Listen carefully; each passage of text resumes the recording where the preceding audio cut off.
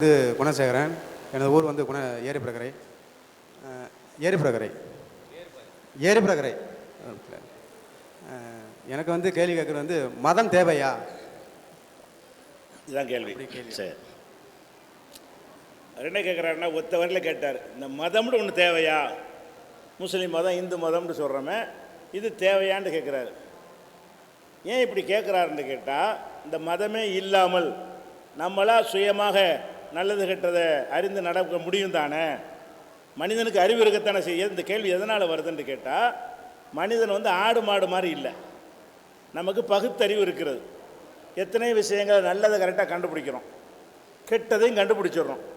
நல்லதை கண்டுபிடிச்சி அதன்படி நம்ம நடந்துட்டு போயிட வேண்டியதானே, கெட்டதை கண்டுபிடிச்சி அதை விட்டு விலகிட்டு போயிட வேண்டியதானே.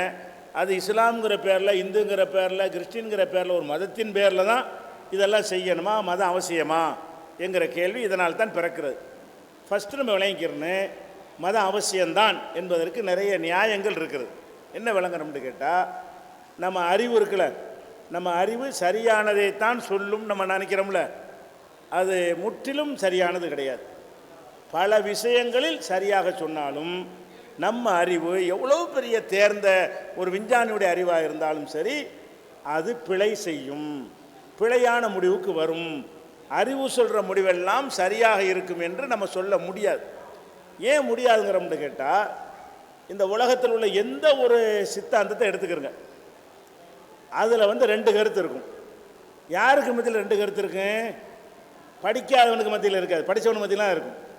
படித்தவனுக்கு மத்தியில் தான் இந்த நவீன பொருளாதார கொள்கை சிறந்ததா, பழைய பொருளாதார கொள்கை சிறந்ததான்னு கேட்டால், அது சிறந்தது வந்து 1.5 மணி நேரம் ஒருத்தன் பேசுவான்.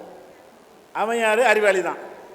இல்லை இதுதான் சிறந்தது என்று இன்னொருத்தன் பேசுவான். அப்போ அந்த ரெண்டில் ஒன்று தான் சிறந்ததாக இருக்கும். ரெண்டு கொள்கையில் ஏதோ ஒன்று சரியாக இருக்கும், ஏதோ ஒன்று தவறாக இருக்கும். ஆனாலும் ரெண்டையுமே சரி என்று சொல்லக்கூடியவங்க யாருன்னு பார்த்தா அறிவாளிகள் தான் செய்யணும். படித்தவர்களுக்கு மத்தியில் தான் இந்த வாத பிரதிவாதங்கள்லாம் உலகத்தில் நடக்கிறது. ஒரு விஞ்ஞான கண்டுபிடிப்பை எடுத்துக்கிட்டால் கூட, ஒரு விஞ்ஞானி சொல்கிறத இன்னொரு விஞ்ஞானி ஏற்றுக்கிற மாட்டேங்கிறான். அவன் கோணத்தில் வச்சு ஆராய்ச்சி பண்ணி இது தவறு பிழைங்கிறான். அப்போ இன்னும் சொல்ல போனால், முந்தைய விஞ்ஞானிகள் சொன்ன பல கருத்துக்களை வந்து அடுத்தடுத்து வந்த விஞ்ஞானிகள் மாற்றி விட்டார்கள். அந்த காலத்தில் விஞ்ஞானிகள் சொன்ன பல கருத்துக்கள் வந்து பிற்காலத்தில் வந்தவர்களால் மாற்றப்பட்டுருச்சா இல்லையா? மாற்றப்பட்டுருச்சு. இன்றைக்கு சொல்லக்கூடிய நாளைக்கு மாற்றப்படும். அப்போ நம்ம அறிவில் செய்வது கரெக்டாக இருக்கும், பெரிய அறிவாளி செஞ்சால் கரெக்டாக இருக்கும் என்று இருக்குமையானால் அது மாறக்கூடாது, மாறுகிறது. அதை நம்ம பார்க்குறோம்.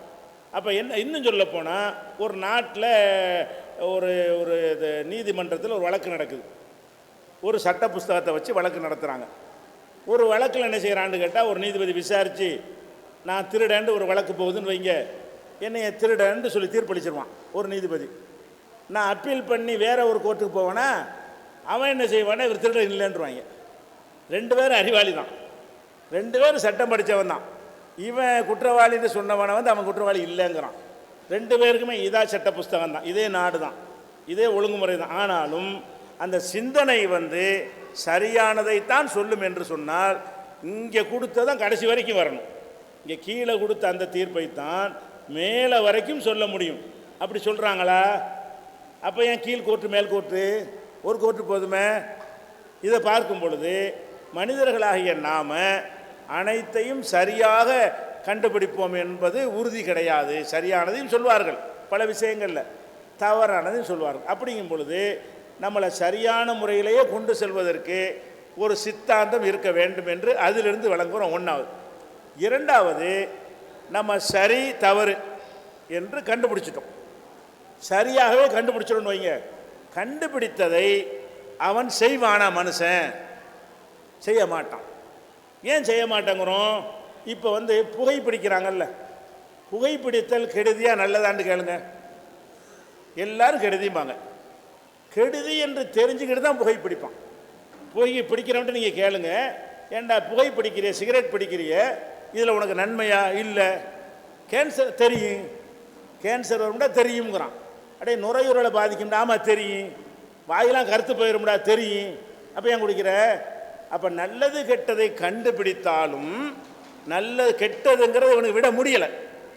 இவனுக்கு பகுத்தறிவு மூலமாக சொல்லியாச்சு, அறிவு சொல்லிவிட்டது இதை குடிக்காதே. குடி என்ன? குடிக்க நல்லது என்னது? சாராய கடையில் எழுதி போட்டிருக்கான் குடியை கெடுக்கும்ண்டு. எந்த இடத்துல மதுபானத்தை விற்கிறானோ அங்கே என்ன போர்டு போட்டிருக்கான்?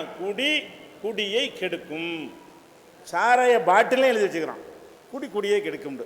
போர்டு கடையிலையும் போர்டு இருக்குது, பாட்டிலையும் இருக்கிறது. அதை படிச்சுக்கிட்டே குடிக்கிறான். அப்போ உனக்கு தப்புன்னு தெரிஞ்ச ஒன்றை ஏன் உனக்கு விட முடியலை?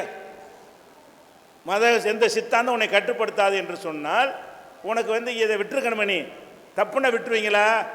இன்னும் சொல்ல போனால் எல்லா தப்புகளையும் படிக்காத மக்களை விட படித்தவர்கள் அதிகம் செய்கிறார்கள்.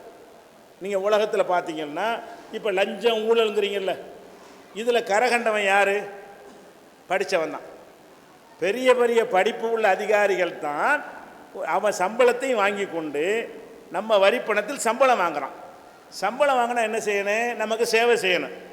நமக்கு சேவை செய்வதற்கு நம்ம சம்பளத்தை கொடுத்துட்டோம் அட்வான்ஸாக. நம்ம வரி காசில் சம்பளம் வாங்குகிறான். அதுக்கு பிறகு அந்த காரியத்துக்கு லஞ்சம்னு ஒன்று நம்மள்ட்ட கேட்குறான். இது பாவமா இல்லையா? இது அறிவார்ந்த செயலா? இது நியாயமான காரியமாண்டா? இல்லை தான், அவனுக்கு தெரியும். அப்போ நியாயம் இல்லைன்னு தெரிஞ்சாலும் அவன் அந்த லஞ்சத்தை வாங்குகிறான். தவறு என்று தெரிந்து கொண்டு லஞ்சத்தை வாங்குகிறான். அப்போனா எப்படி எது நம்மளை இப்போ கட்டுப்படுத்தும்? நான் லஞ்சம் வாங்கக்கூடாது என்ன நினைக்கிறேன்? லஞ்சம் வாங்கணுமா வாங்கக்கூடாது என்றால் லஞ்சம் இல்லாத உலகம் நல்லதுன்னு நினைக்கிறோம். ஆனால் எல்லாரும் வாங்குகிறான். வாங்குறவனுக்கு லஞ்சம் தப்புன்னு தெரியுமா தெரியாதா? இந்திய சட்டப்படி தப்பு, உலக சட்டப்படி தப்பு, மனசாட்சியில் எண்ணி பார்த்தாலும் அது தப்பு அப்படின்னு தெரிந்து கொண்ட ஒரு விஷயத்தை அவன் என்ன செய்கிறான்? லஞ்சத்தை வாங்குகிறான். வரதட்சணை, பெண் வீட்டார்கிட்ட டவுரி வாங்குறான்ல, படித்தவன் தான் ஜாஸ்தி வாங்குறான். வாங்கலாமா? நியாயமா? அது ஒரு பெண்ணை கல்யாணம் பண்ண அவள் தான் அதிகமாக கஷ்டப்பட போகிறான். அப்படியான ஒரு விஷயத்திற்கு எனக்கு காரு கொடு, பங்களா கொடுன்னு கேட்குறான். இந்த கேட்பவர்களில் பணக்காரனுக்கு அதிக ரேட்டு, படித்தவனுக்கு ரொம்ப ரேட்டு. டாக்டர் மாப்பிள்ளையா அவருக்கு ரேட்டு கூட, கலப்பை பிடிக்கிறவனா அவனுக்கு ரேட்டு கம்மி. அப்போ அதிக ரேட்டு யார் வாங்குறா?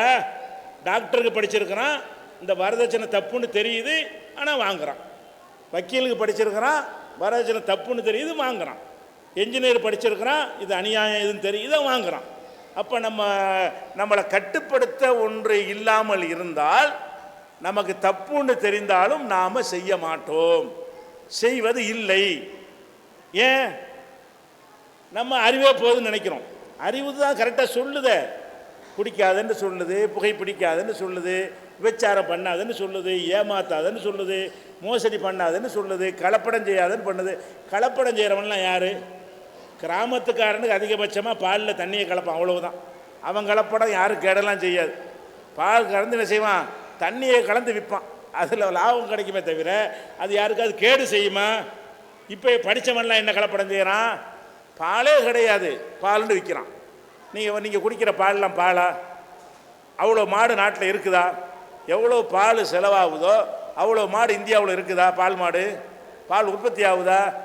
எல்லாம் பவுடர்களும் சோயாபீன்ஸுகளும் கெமிக்கலையும் போட்டு கலர் அடித்து பாலுன்னு சொல்லி பாக்கெட்டில் அடித்து என்ன செய்கிறாங்க? விற்கிறாங்க. இது கேடு, அவ்வளவும் கேடு. இந்த பாலை டெஸ்ட் பண்ணி வெளிநாட்டில் கொண்டே கொடுத்தீங்கன்னு சொன்னால் இது குடிப்பதற்கு பருகுவதற்கு தகுதியற்றது என்று சர்டிஃபிகேட் கொடுப்பார்கள். இதை செய்கிறவன் யார்? அறிவுள்ளவன் தான் செய்கிறான். அறிவு இருக்கிறவன் தான் இந்த கெமிக்கலெல்லாம் கண்டுபிடிக்கிறது. அறிவாளி தானே கண்டுபிடிக்கிறானே. ஏன்டா கெட்டதுன்னு தெரியுதா இல்லையா? பாலில் கொண்டே கலக்கிறிய, இதை குடிச்சிட்டு எவ்வளோ பேருக்கு நோய் வரும்? இதைத்தானே மக்கள்லாம் வாங்கி இன்றைக்கு வரைக்கும் குடிச்சிட்டு இருக்கிறாங்க. அந்த கேடை துணிந்து செய்கிறான். யார் செய்கிறான்? அது தவறு என்று தெரிந்தவன் செய்கிறான். அப்போ நம்ம என்ன விளங்கணும்? நாம் சரியான முறையில் நடப்பதற்கு நம்மளுக்கு இருக்கிற அந்த அறிவு மட்டும் பத்தலை. அறிவு சொல்லும், சில விஷயங்களை தவறுன்னு சொன்னாலும் அதுக்கு மேலே ஒரு ஆதிக்கம் செலுத்துகிற சக்தி இருந்தால்தான் அதுலேருந்து விடுபடுவான் ஒருத்தன். அதுக்கு மேலே ஒரு பவர் இருக்குன்னு அவன் நம்பலன்னு வைங்க, அவனால் விடுபட்டு. லஞ்சம் வாங்குறவன் ஏன் லஞ்சம் வாங்குறான்? வாங்கினா என்னடா பண்ணுவேன்னு கேட்பான். போலீஸில் உங்களுக்கு கேஸ் போட்டு லஞ்ச வழக்கு போட்டுருவாங்கன்னு சொல்லுவீங்க. அவனுக்கு நான் லஞ்சம் கொடுப்பேன்பான். இவன் எனக்கு வழக்கு போடுவானோ அவனுக்கு லஞ்சம் கொடுப்பேன். என்ன எப்படி பிடிப்பான்? அப்புறம் பிடிச்சிட்டே போயிட்டான்னு வைங்க, நீதிபதிக்கு நான் கொடுப்பேன். இப்போ என்ன செய்வேன்? நீதிபதிக்கு லஞ்சத்தை கொடுத்து லஞ்சம் வாங்கலைன்னு சொல்லி அப்போ என்ன செய்கிறான்னு கேட்டால், தான் தவறையும் செய்துவிட்டு இந்த தவறிலிருந்து எனக்கு தப்பித்து கொள்ளவும் இயலும். ஏன்? அவனை தண்டிக்கிறவனும் மனுஷனாக இருக்கிறான். தப்பித்து கொள்ள வேணும் ஏன் நினைக்கிறான்னு கேட்டால், அவனை எவன் தண்டிக்கிறானோ அவனும் மனுஷனாக இருக்கிறான். அப்போ இப்போ நம்ம என்ன விளங்குறோம்? நமக்கு மிஞ்சின ஒரு சூப்பர் பவர் நம்மளை கண்காணிக்கிறான் என்ற ஒரு அச்சம் இருந்தால் மட்டும்தான் கெட்ட விஷயங்களில் இருந்து மனிதன் விடுபடுவான். கெட்டல நான் விடுபட்டால் தான் நாட்டுக்கு நல்லது. நான் திருடனாக இருந்தால் எனக்கா கெட்டது? உங்களுக்கு தான் கெட்டது. நான் ஒரு திருடனாக இருந்தால் யாரு கெட்டது? உங்களுக்கு தான். உங்களை தான் திருட போகிறேன். நான் ஒரு கொள்ளைக்காரனாக இருந்தால் எனக்கா கெட்டது? உங்களுக்கு தான் கெட்டது. ஒருவன் கெட்டவனாக இருந்தால் அவனால் உலகத்துக்கு தான் கேடு. அப்போ ஒருத்தன் இந்த மாதிரி தீமைகளை செய்து கொண்டே இருந்தானேயானால் மனித குலத்திற்கு துன்பங்களுக்கு மேலே துன்பம் வந்துக்கிட்டே இருக்கும். நான் சொல்கிறேன், இந்த கொலை செய்கிறான்ல ஒரு மனுஷன், உயிரை ஒரு எடுக்கிறான்ல, இது நல்ல காரியமா? நல்லதுன்னு அவனுடைய அறிவு சொல்லுமா? கொலை செய்வது சிறந்தது அப்படி சொல்லுமா? சொல்லாது. பாவம்னு சொல்லுது. உன்னைய கொலை செஞ்சால் பாவம் தானடா, உன் பிள்ளைய கொலை செஞ்சால் பாவம் தானே, நீ போய் இன்னொருத்தனை கொலை செஞ்சாலும் பாவம் தானே அப்படின்னு யோசித்து பார்த்தால் தெரியுது. சும்மா இப்படி அறுத்துட்டு போயிடுறான். 1,00,000 ரூபா காசு வாங்கிட்டு ஒரு தலையை தூக்கிட்டு போயிடுறானே, அது தவறுன்னு அவனுக்கு தெரியலையா? தெரியுது. தவறுன்னு தெரிந்தாலும் அவன் கொலை செய்கிறான். அப்போ நம்ம என்ன வழங்குறோம்? முதல் விஷயம், எந்த ஒரு கட்டுப்பாடும் எனக்கு தேவையில்லை என்று இருந்து என் அறிவை கொண்டே நான் வாழ்வேன் என்று இருந்தால் அறிவு அனைத்திலும் சரியான முடிவை தராது. பல விஷயங்களில் தரும், சில விஷயங்களில் தப்பான ஒரு முடிவை நோக்கி நம்மளை தள்ளிவிடும். ஒன்று. அப்படியே சரியான முடிவை அது சொன்னாலும் நான் செய்ய மாட்டேன். சரியான முடிவை அது சொன்னாலும் நான் என்ன செய்ய மாட்டேன்? செய்ய மாட்டேன். அப்படி தான் அதிகமானவர் இருக்கிறான். கெட்டதுன்னு தெரிஞ்சுக்கிட்டு தான் கெட்டதை செய்கிறான். ரெண்டாவது. அதுக்கு மேலே இன்னொரு விஷயம் என்னென்னு கேட்டால், அப்படி செஞ்சு ஒரு பயந்துக்கிட்டு, ஒரு அரசாங்கத்துக்கு பயந்துக்கிட்டு, ஒரு போலீஸுக்கு பயந்துக்கிட்டு செய்யாமல் இருப்பானான்னு ஒரு சட்டத்தை போட்டால் அதுக்கு பயப்பட மாட்டேங்கிறான். இந்த சட்டங்கள்லாம் இருக்கும்போது எல்லாம் நடந்துக்கிட்டு இருக்குது. அப்போ என்ன வேண்டி இருக்கிறது? போலீஸை நம்ம ஏமாற்றிட முடியும், அரசாங்கத்தை ஏமாற்றிட முடியும், அதிலிருந்து தப்பிச்சு கொள்ள முடியும் என்று சொன்னால் அந்த தீமைகள் உலகத்தில் ஒழியுமா? ஒழியாதா? ஒழியாது, இருந்துக்கிட்டே தான் இருக்கும். அப்போ என்ன செய்யணும்னு கேட்டால், என்னையை படைத்த ஒருத்தன் இருக்கிறான், அவன் சூப்பர் பவராக உள்ளவன், அவன் என்னையை பார்த்துக்கிட்டு இருக்கிறான். நான் லஞ்சம் வாங்குகிறேன், போலீஸ் பார்க்காட்டாலும் சிசிடிவி கேமரா பார்க்காட்டாலும் என் கடவுளுடைய கண்களுக்கு தென்படும், அவர் பார்த்து கொண்டிருக்கிறாரு. அந்த கடவுள் என்னை தண்டிப்பார் அப்படின்னு ஒரு பக்தியை ஊட்டி, ஒரு நம்பிக்கையை ஊட்டி ஒரு சமுதாயத்தை நம்ம வளர்த்தோம் என்று சொன்னால் அவங்களால தப்பு செய்ய முடியாது. நீ மதுபானம் அருந்துற, இது கெடுதிடா, நீ அருந்தாத, உனக்கு நல்லது இல்லை அப்படின்னு சொல்லி கடவுள் அதை பார்த்து கொண்டிருக்கிறார்னு சொல்லி பாருங்க. அது மனசில் அவனுக்கு ஆழமாக பதிஞ்சா அவன் குடிக்க மாட்டான், புகைப்பழக்கத்தை விட்டுருவான். யாருக்கெல்லாம் அந்த கடவுள் ஒருத்தன் நம்மளுக்கு மேலே இருக்கிறான் என்ற அச்சம் அழுத்தமாக பதிகிறதோ, அந்த கடவுள் நியாயமான கடவுள் என்ற அச்சம் பதிகிறதோ, அவருடைய பார்வைக்கு அப்பாற்பட்டு ஒன்றுமே செய்ய முடியாது என்று ஆழமாக பதிகிறதோ, அப்போ என்ன செய்வான்னு கேட்டால் பயந்து நடப்பான். ஆசையாக தான் இருக்கும், குடிக்க ஆசையாக இருக்கும். ஆஹா, கடவுள் பார்த்துருக்காரு, நான் குடிக்க மாட்டேன். புகைப்பிடிப்பது ஆசையாக தான் இருக்கும், ஆனால் எனக்கு கேடு தான், ஆனால் எனக்கு ஆசையாக இருக்கிறது. கடவுள் பார்த்து கொண்டிருக்கிறார். இப்போ கடவுள் பார்க்கிறார், கடவுள் பார்க்கிறார், கடவுள் பார்க்கிறார் என்று சொல்வதற்கு பேர் தான் மதம். மதம்ங்கிறவன், மதம்டா என்னது? எல்லாத்தையும் கடவுள் பார்க்கிறார். அப்போ இதை நம்ம ஞாபகத்தில் வச்சுக்கணும். அப்போ கடவுள் பார்க்கிறார் என்று சொல்லித் தருவதற்கு பேர் தான் மதம். இது மற்ற மதங்களுக்குள்ளே நான் நுழைய விரும்பவில்லை, அது முறையும் கிடையாது. இஸ்லாத்தை பொறுத்த வரைக்கும் இந்த நம்பிக்கையில் ரொம்ப உறுதியான முறையில் எங்களுக்கு அது பயிற்றுவிக்கிறது. எங்கள் சமூகத்தில் நீங்கள் பார்த்தீர்களேயானால் இறைவன் பார்க்கிறான் என்பது ரொம்ப அழுத்தமாக நாங்கள் சொல்லுவோம். ஏன்னு கேட்டால், தினசரி 5 வேளை தொழுகைக்கு போகிறோம்.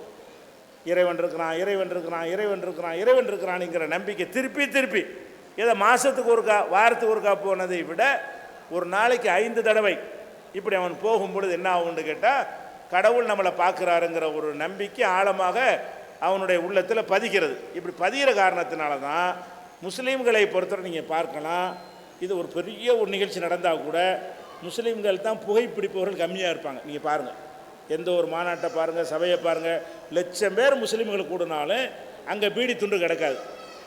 ஏன் கிடக்க மாட்டேங்குது?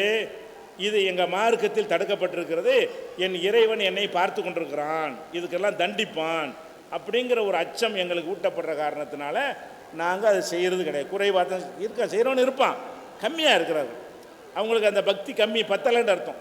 அதனால் என்ன செய்யணும்னு கேட்டால், நம்ம நல்லவனாக இந்த உலகத்தில் வாழ்வதற்கு, நம்ம நல்லவனாக வாழ்வதன் மூலம் மற்றவர்களுக்கும் இடைஞ்சல் இல்லாமல் வாழ்வதற்கு நமக்கு மேலே ஒரு பவர் இருக்குது என்ற நம்பிக்கை வேண்டும்.